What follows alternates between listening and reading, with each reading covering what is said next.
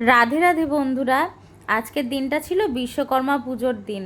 আমি এখানে পুরনো সাইকেলটা নতুন সাইকেলটা পরিষ্কার করে নিচ্ছিলাম। এর মধ্যেই পিউ চলে আসলো আমায় হেল্প করার জন্য।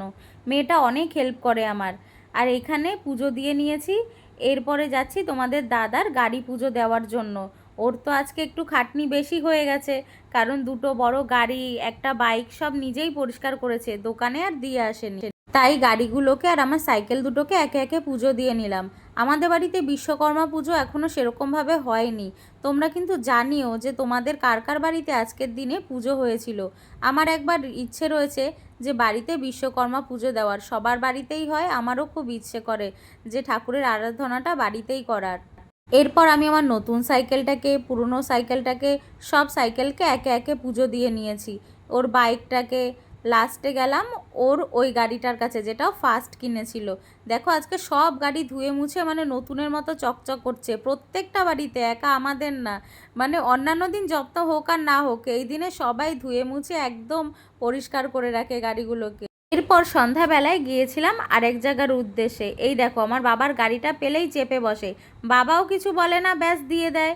আর মলে এসে দেখি এত ভিড়, বাবা পা রাখার জায়গা নেই, অনেকটাই ভিড় ছিল।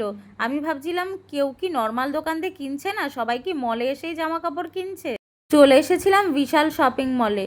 সত্যি কথা বলতে অনেক ভালো কালেকশন ছিল, মানে এতটাও আশা করা যায়নি। যদিও নিজের জন্য কিনতে যাইনি, গেছিলাম মনার জন্য কিনতে। ওকে পুজোর ড্রেস দেবো বলে তাই গেছিলাম। সব ধরনের ইনফরমেশান নিয়ে রাখছিলাম যে চেঞ্জিং করা যাবে কি না, কত দিনের মধ্যে চেঞ্জ করা যাবে। এই দেখো এই দুটোর মধ্যে কনফিউজ ছিলাম। তারপরে বাঁ দিকেরটা নিয়েছি। এইটার বেলাও সেই বাঁ দিকের গেঞ্জিটাই নিয়েছি।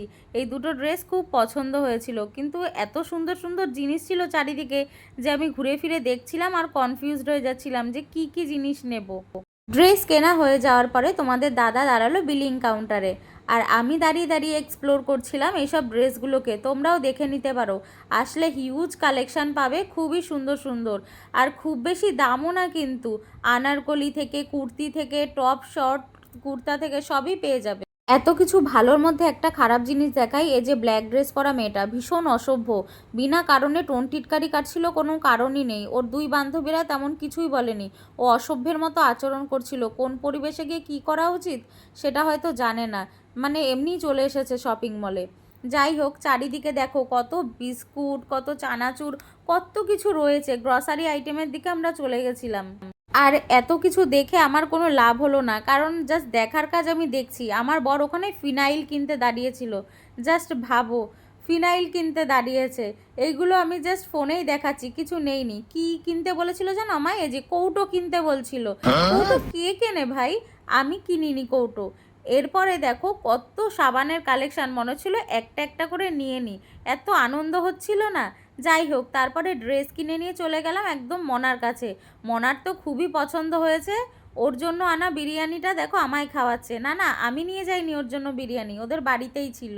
এরপর দিদি আমায় কিছু জিনিস দিয়ে দিল, যেগুলো জামাইবাবু পুজো করে পেয়েছে।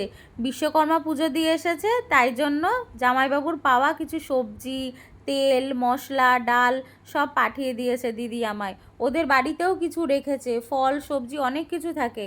আমার জামাইবাবু ব্রাহ্মণ, তাই সব ধরনের পুজোই করে। তোমাদের যদি কারোর বাড়িতে কোনো পুজোর অকেশান থাকে অবশ্যই কিন্তু আমায় জানাতে পারো, কোনো অসুবিধা নেই। আর এইখানে দিদি একটা আপেলও পাঠিয়েছিল, আমার বর আপেল খেতে খুব ভালোবাসে। দেখো নিয়ে আসতে না নিয়ে আসতেই খাওয়া শুরু করে দিয়েছে। তোমরা জানিও ভিডিওটা কেমন লাগলো, আর ভালো লেগে থাকলে লাইক কমেন্ট শেয়ার করে পাশে থেকো।